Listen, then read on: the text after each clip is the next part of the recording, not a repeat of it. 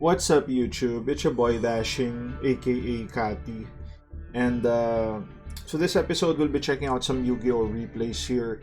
I basically have three decks that's, I think one of those is definitely complete, unless, I make some changes in the future.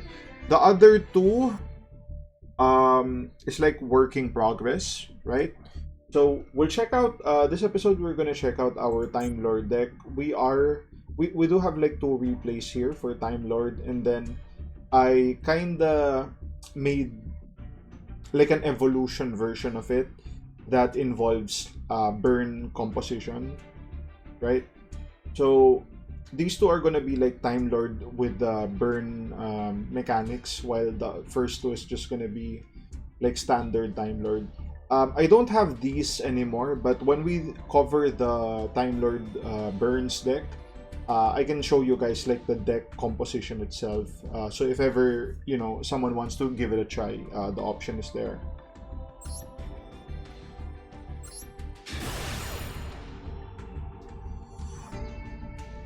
I kind of had more replays. However, there was like a recent update, and apparently that causes like the record to be, refreshed.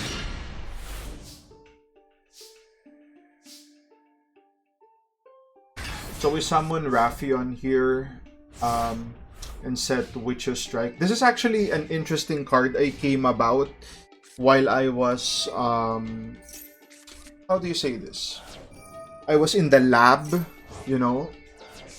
checking out the trunk of 6,000 plus cards, looking for some hidden tech no one's ever seen before, and this is a very surprising card from what it looks like. It kind of messes up your opponent if they negate a summon or an effect of a monster card. It really messes them up. It basically destroys their whole field as well as their hand. So, those players who have those extra deck mons that think they're hotshot, they get screwed over by this card. It's not that easy to pull off, especially if they have like counter traps there, but if you pull it off, it's almost like an auto GG. Especially if you have like your resources intact. So it looks like my opponent's running like a reptile deck, Adamancipator. I'm relatively new to the game, so I'm not too familiar with like the different types of decks here. Okay, so like this one has an effect where you can negate the activation of like an effect mon. So this mon's gonna go back.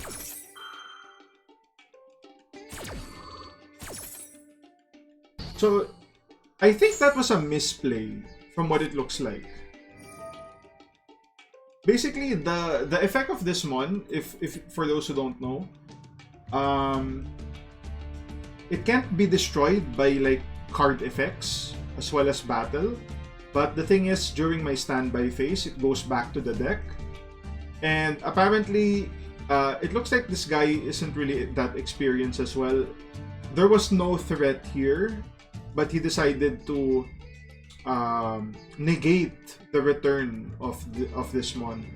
So since it was negated, I activate our trap card here, Witch's Strike. Let's just see what happens there.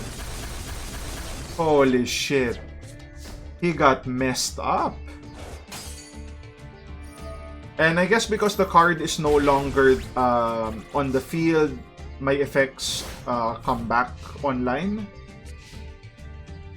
So yeah, he just surrenders at that point. It really is like that sometimes with that card. So players may start using that because if you pull it off, it's absurd, just absurd. We'll check out the next match. I kind of forgot what duel this was.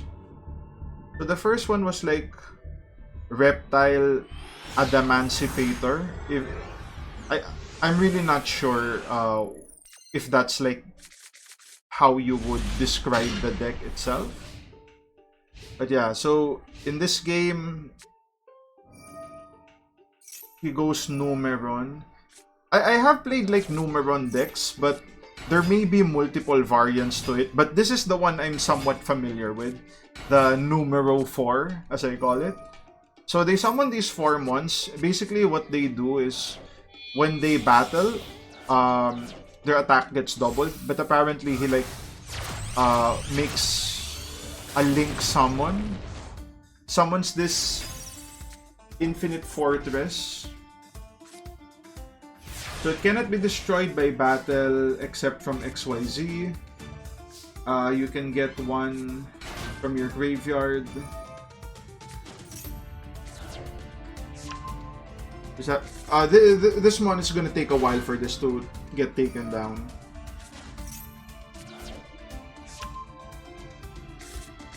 That was actually something I did not know. I just tried it out that turn, that I can use Maiden to summon Maiden into Maiden. I kind of thought it had to be like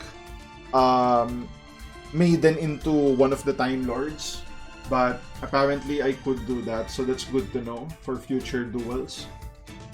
I summon Michion here. Oh! He actually activates that spell that kinda negates my ability, so I take 4k there from like a suicide. Set 2 cards. So the reason we set 2, even though one is just Monster Reborn, is in case he has MST.